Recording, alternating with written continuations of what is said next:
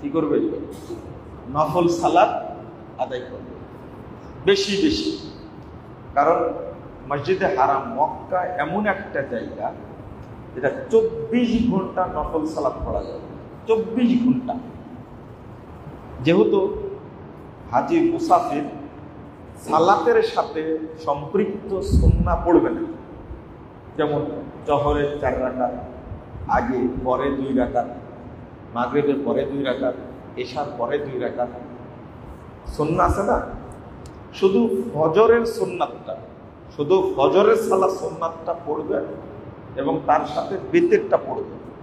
বেতের এবং ফজরের সালাতের সুন্নাত 2 রাকাত মুকিম এবং মুসাফির উভয় অবস্থায় পড়বে। আর একটা বিষয়, তাহাজ্জুদ পড়তে পারেন, যেহেতু হারামে গেছেন, 24 ঘন্টা ফাঁকা আছে, তিনি সালাত পড়বেন, নফল সালাত পড়বেন, বেশি বেশি দোয়া করবেন সালাতের মধ্যে।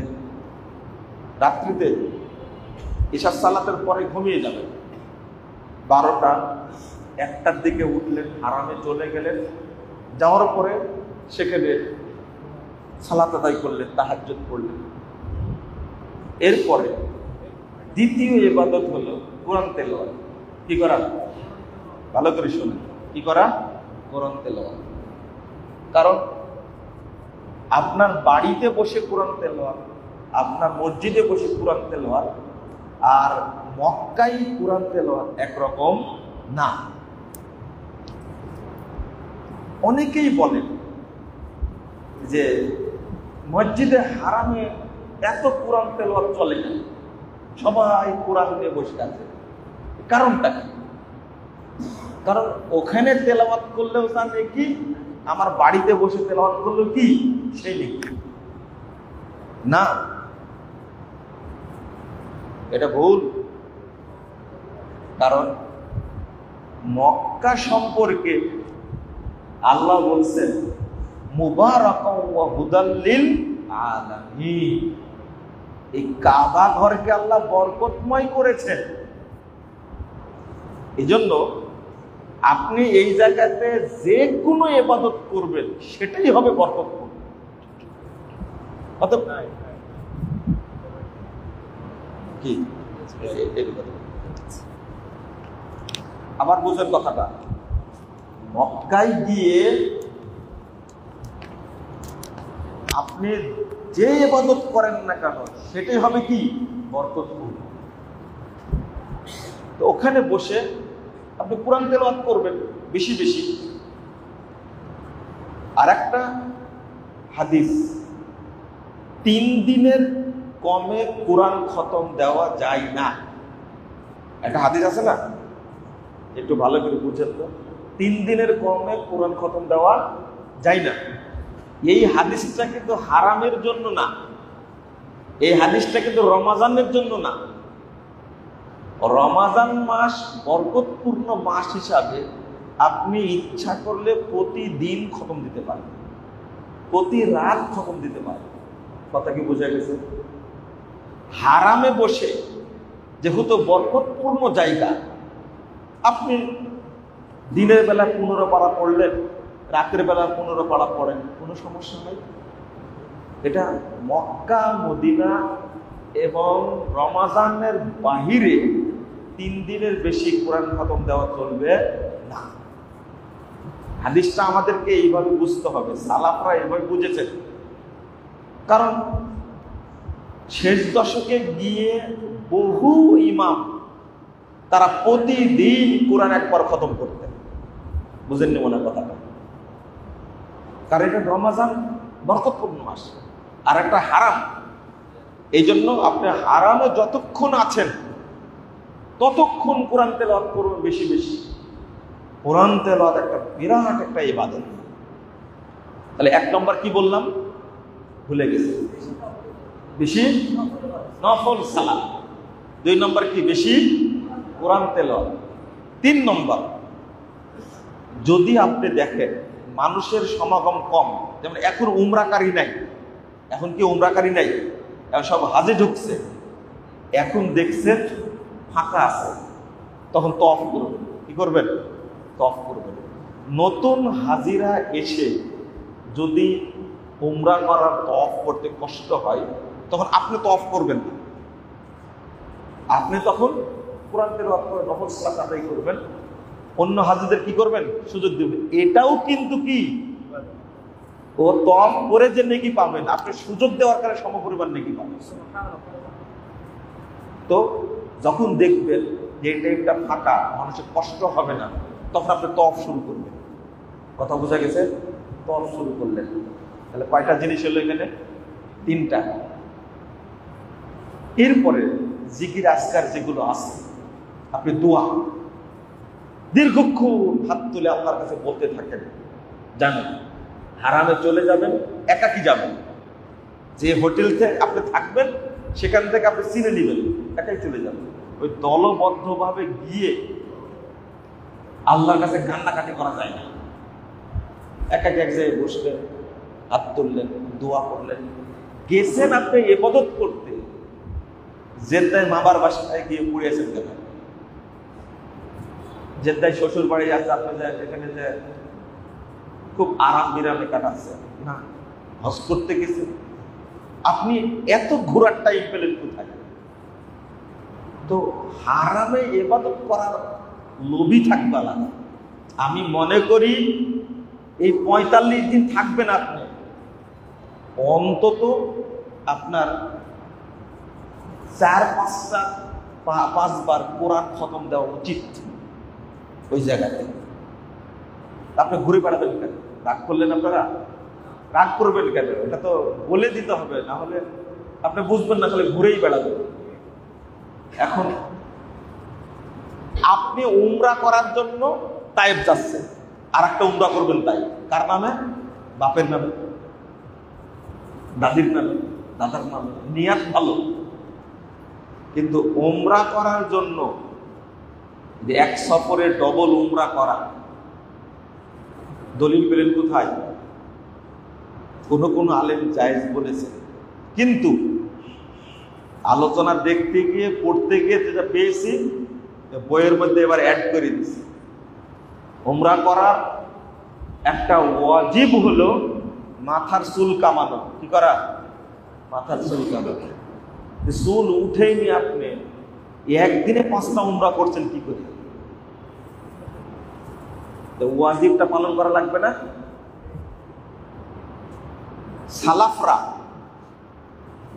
অর্থাৎ সাহাবী, তাবি, তাবি তারা একাধিক উমরা করেননি। আপনি করবেন কেন? আর একদিনে 5বার কি মাথা কামানো যায়? 100 করে একটা উমরা করবেন। হ্যাঁ, আপনি উমরা করে হালাল হয়ে গেছেন, হজ্জে তামাত্তু করবেন। তো এখন আপনি জেদ্দায় যেতে পারেন, তায়েফ যেতে পারেন, মদিনায় যেতে পারেন, যান ঘুরে আসেন। ঘুরে আসেন। যেদিন মিনায় যাবেন সেদিন মক্কায় যে হোটেলে থাকেন সেখান থেকে আপনি হজ্জের ইহরাম বেঁধে কোথায় যান? মিনায় চলে যান, আপনি হজ্জের কাজ শুরু করেন। এর মাঝখানে আপনি মদিনায় যাওয়ার কারণে আপনাকে আবার ইহরাম বেঁধে মক্কায় ঢুকতে হবে, তায়েফ যাওয়ার কারণে ইহরাম বেঁধে মক্কায় ঢুকতে হবে, জেদ্দায় যাওয়ার কারণে ইহরাম বেঁধে মক্কায় ঢুকতে হবে। এটা কোনো শর্ত নাই, কারণ আপনি হালাল হয়ে গেছেন, তামাত্তু হজ করবেন, উমরা করে হালাল হয়ে গেছেন, হজ্জের ইহরাম বাঁধা পর্যন্ত যেখানেই যান না কেন আপনি কোনো সমস্যা হবে। ঘুরে এসে তাইফ যেখানে হোটেল আছে মক্কায়, ওখান থেকে ইহরাম বেঁধে কি করবেন? হজে চলে যাবেন, মিনায় চলে যাবেন। এখানে আর একটা কাজ করেন আপনারা, সেটা হলো ওই যে হজ্জের যে তাওয়াফটা, হজ্জের ফরজ তাওয়াফ, এটা কখন করা যাবে হাজিরা? ওই 7 তারিখে তো যেতে হয়, মূলত 8 তারিখে সকালে যেতে হয়। 7 তারিখে রাত্রিতে যাই মিনাতে। কি করে? ওই হজ্জের তওয়াফটা মিনায় যাওয়ার আগেই করে ফেলে, ফরজ তওয়াফটা। বলেন তো, ফরজ তওয়াফ করতে হয় 10 তারিখে কুরবানি করার পর। 10 তারিখে কুরবানি করার পর ওইটা করে নিচ্ছে হজ্জের কাজ শুরু করার আগে। এখানে আর একটা কাজ করে, হাদিস হলো যে হোটেলে আপনি অবস্থান করবেন সেখান থেকেই গোসল করে কি করবেন, হজ্জের ইহরাম বাঁধবেন। এটা হলো হাদিস, এটা হলো সুন্নাহ। কিন্তু এই বেদাতি মুআল্লিমরা করে কি, সব হাজিকে গোসল করায়া নেকির আশায় নিয়ে যায় মক্কায়, হারামে নিয়ে যায়, হারামে নিয়ে গিয়ে ওখান থেকে ইহরাম বাঁধায়। এটা বেদাত। বুঝেননি কথা? যদিও ওইটা হারাম, খুব বরকতপূর্ণ, তবুও ওখান থেকে ইহরাম বাঁধাটা কি বেদাত। কারণ রাসূল সাল্লাল্লাহু আলাইহি সাল্লামের সুন্নাহ হলো যেখানে হাজী অবস্থান করছেন সেখানেই গোসল করে ইহরাম বাঁধবে হজ্জের জন্য। কিন্তু হাজীদেরকে টেনে আপনি হারামে নিয়ে গেলেন কেন? বুঝেন না মনে হয় কথাটা? তাই না? কেন নিয়ে গেলেন টেনে?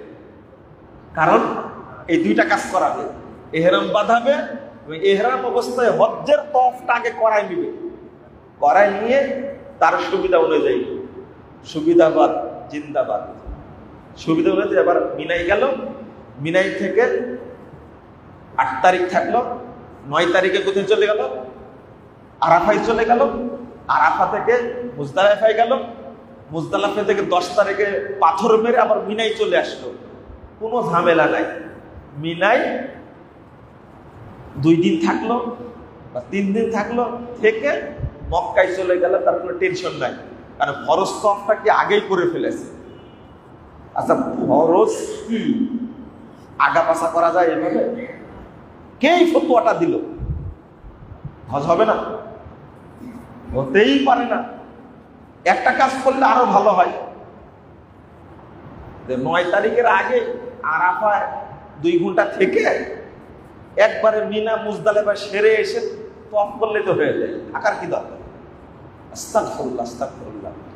এই সাহস শুধু উপমহাদেশের বেদাতি মুল্লাদের আছে, পৃথিবীর কোন দেশের আলেমদের এই সাহসটা নাই যে তওয়াফে ইজাফা, তওয়াফে ইফাজাটা আগেই করাই নিবে, হজ্জের ফরজ তওয়াফটা আগেই করায় নিয়ে তারপরে যাবে মিনাতে। সাহস কত দেখছেন আপনারা?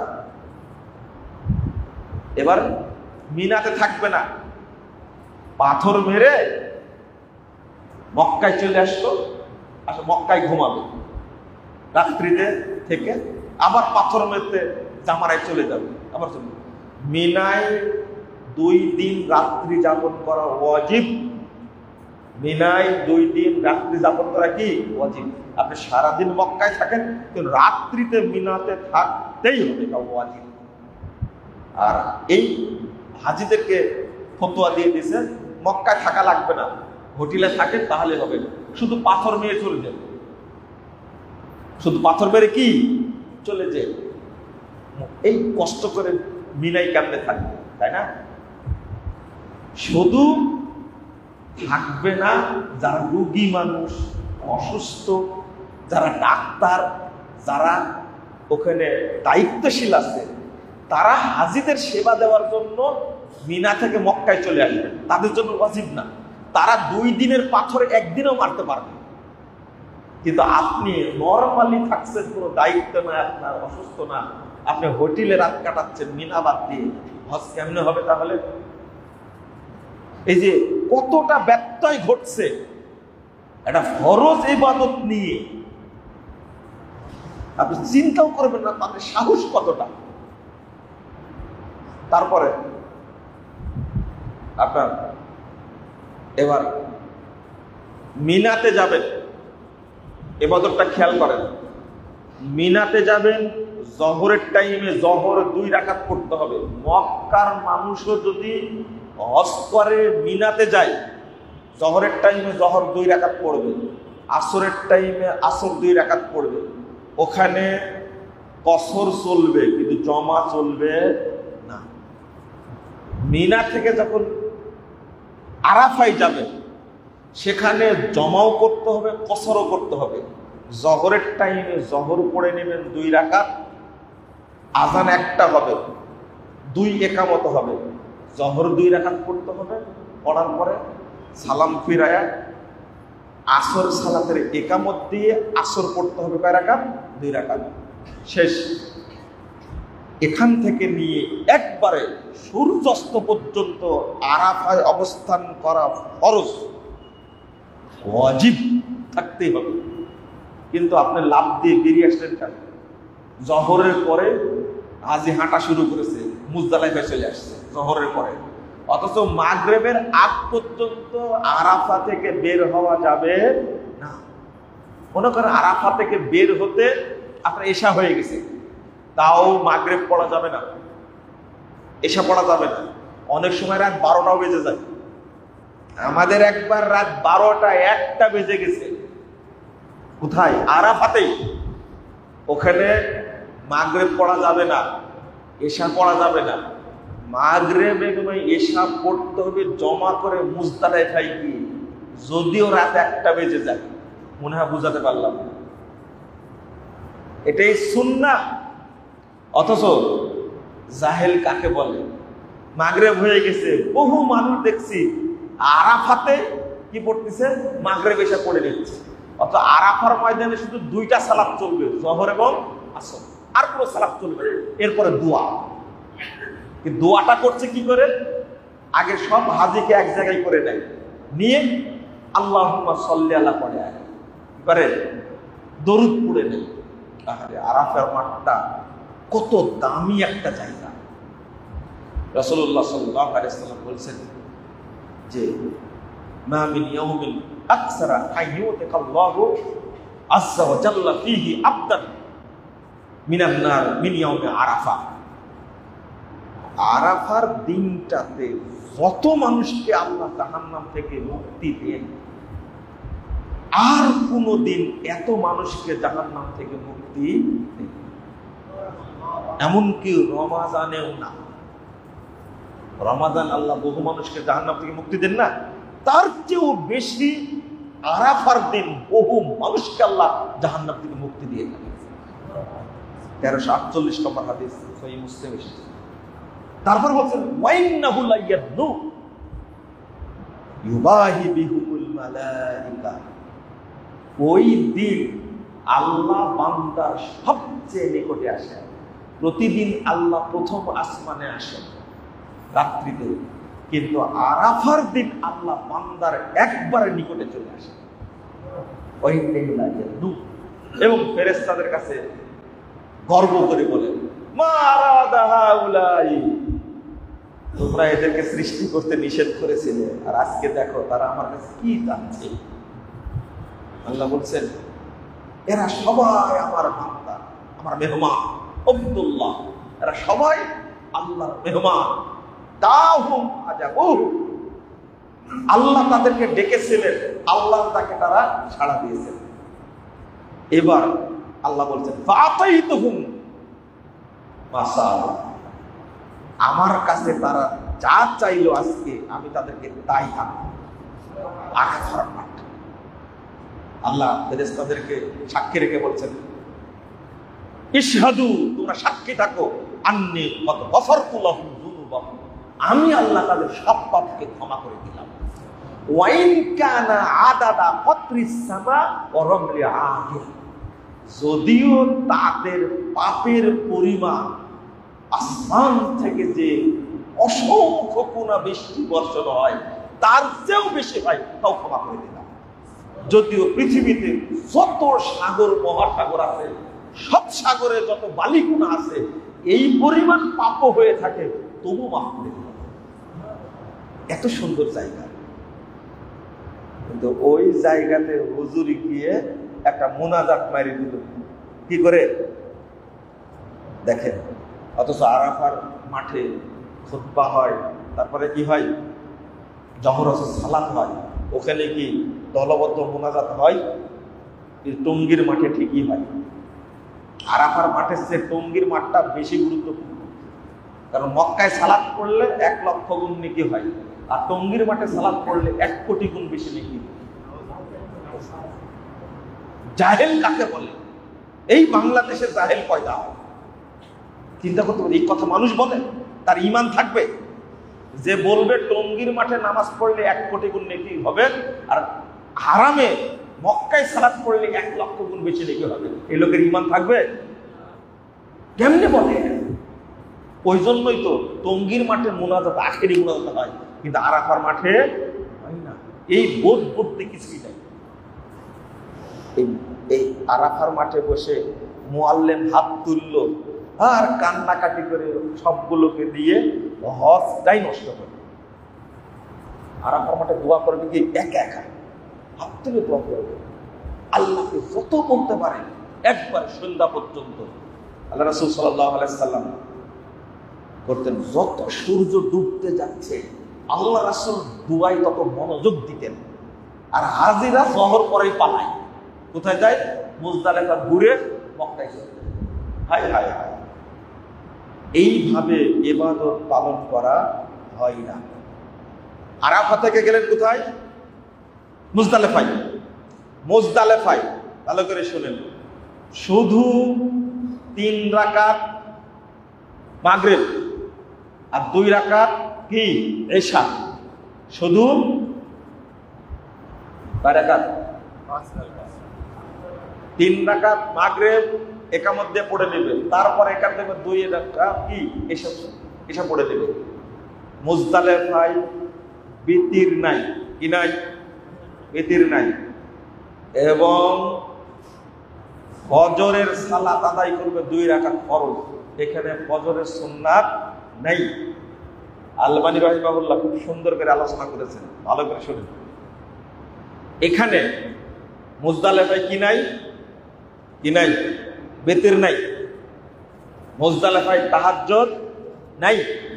মুজদালিফায় ফজরের 2 রাকাত সুন্নাতও নাই। এটাই হাদিসের বর্ণনা। তাহলে মিনায় এক বিধান, আরাফায় এক বিধান, মুজদালিফায় আরেক বিধান। কারণ মিনায় থাকা অবস্থায় তাহাজ্জুদ পড়া যাবে, বিতির পড়া যাবে, ফজরের সুন্নাত পড়া যাবে। মুজদালিফায় গিয়ে বিতিরও নাই, তাহাজ্জুদও নাই। কি আপনি মনে করেন মুজদালিফায় পৌঁছে গেছেন এশারের টাইমে, কোন টাইমে? এশার টাইমে মুজদালিফায় পৌঁছে গেছেন, এশার টাইমে মুজদালিফাতে ঘুমালেন, একটানা ঘুম দিতে হবে। আপনি ঘুম থেকে উঠে টাইম পেলেন, তাহাজ্জুদ পড়বেন, চলবে না। দোয়া করেন, আপনি মুজদালিফায় দোয়া কবুল হয়, দোয়া করেন। হজ এটাই, বিধান এটাই। ইসলাম হলো মেনে নেওয়ার নাম। কিসের নাম? মেনে নেওয়ার নাম। যেভাবে আল্লাহ রাসূল করেছেন, ওই জন্য প্রথম বলে দেন খুযু আন্নী মানাসিকাকুম, হজ্জের পদ্ধতি আমার কাছ থেকে গ্রহণ করুন, আমার কাছ থেকে। আল্লাহ কারো পদ্ধতি চলবে না এখানে। আর টাইম যেহেতু অনেক হয়ে গেছে, আমি আপনাদের আর বিরক্ত করছি না। তো হজটা আপনারা জেনে করবেন। কি করবেন? বুঝে, রাসূলের পদ্ধতি জেনে আদায় করার চেষ্টা করবেন ইনশাআল্লাহ। আমি দোয়া করি যারা হাজিরা চান হজ করতে, আল্লাহ যেন তাদেরকে বুঝার তৌফিক দান করেন, আল্লাহ যেন তাদেরকে রাসূলের তরিকায় হজ করার জন্য তৌফিক দান করেন। আমিন ইয়া রাব্বাল আলামিন। মদিনা সংক্রান্ত কয়েকটা কথা থেকে গেল, সেটা বলা গেল না। মদিনায় গিয়ে 40 ওয়াক্ত নামাজ পড়তে হবে জামাতের সাথে। এই হাদিসটা মুনকার হাদিস, এই হাদিসটা গ্রহণযোগ্য না। খালি দৌড়ায়, মানে 40 ওয়াক্ত সালাত আদায় করতে হবে কি জামাতের সাথে, এই হাদিসটা ঠিক না। বেদাতি মুআল্লিমরা বলে বেড়াচ্ছে, এই জন্য তো মদিনায় থাকি, একটানা 40 ওয়াক্ত সালাত জামাতের সাথে পড়ার জন্য। এই হাদিস ঠিক না। বরং আপনি নববীতে সুন্নাত সালাত আদায় করেন, কোরআন তেলাওয়াত বেশি বেশি করে করেন। আপনি জামাতে পড়েন, পড়লে তো অনেক ভালো, কিন্তু ওই হাদিসের উপরে আমল করার জন্য করতে হবে না। আর একটা হলো, আপনি ওই যে বাপের সালামটা পৌঁছা দেবেন, মায়ের সালামটা পৌঁছা দেবেন নবীজির রওজায়। কবরকে রওজা বলা যাবে? কবরকে রওজা বলা যাবে? রওজা হলো ইবাদতের জায়গা। মা বাইনা বাইতি ওয়া মিম্বারি রাউযাতুম মিন রিয়াজিল জান্নাহ। আল্লাহ রাসূল বলছেন, আমার মেম্বার আর আমার বাড়ি, এই দুইটার মাঝখানে যে জায়গাটা, এটা হলো কি? রওজা।